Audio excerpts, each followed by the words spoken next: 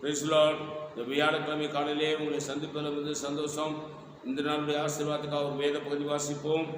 அதை ஏசாயா தீர்க்கதரிசி புத்தகம் 58:1 சத்தமிட்டு கூப்பிடு, அடக்கி கொள்ளாதே, எக்காலத்தை போலும் சத்தத்தை உயர்த்தி என் ஜனத்துக்கு அவர் மீறுதலையும் யாக்கோபின் வம்சத்தாருக்கு அவர் பாவங்களையும் தெரிவி. சத்தமிட்டு கூப்பிடு, அடக்கி கொள்ளாதே, எக்காலத்தை போல் சத்தத்தை உயர்த்து என்று வேதம் சொல்கிறது. அருமை கர்த்தருடைய பிள்ளைகளே, நாம் ஜெபிக்கும் பொழுது மௌனமாய் ஜெபிக்கக்கூடாது, சத்தமிட்டு கூப்பிடணும். அப்போ தான் அந்த ஒரு நிலை வரும்.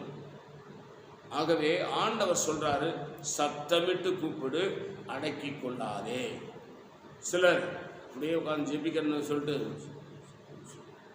2 நிமிஷம் தூங்கி விழுவார்கள்.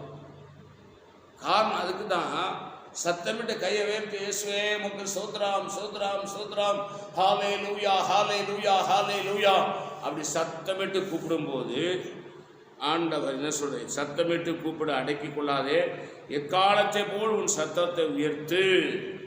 ஆண்டவருக்கு மெதுவாக சொன்னாலும் கேட்கும், மெதுவாக ஜெபித்தாலும் கேட்கும், சத்தமாக கூப்பிட்டாலும் கேட்கும். ஆனால் வேதம் நமக்கு என்ன சொல்லுது? சத்தமிட்டு கூப்பிடு, அடக்கி கொள்ளாதே. சத்தமாக ஜெபிக்க சொல்லி ஆண்டவர் சொல்றார். ஆகவே நம்ம சத்தமாக ஜெபம் பண்ணுவோம். நம்முடைய விண்ணப்பங்களை, நம்முடைய வேண்டுதல்களை கர்த்தருடைய சமூகத்தில் வைப்போம். கர்த்தர் நிச்சயமாய் நமக்கு ஆசீர்வாதம் தருவார்.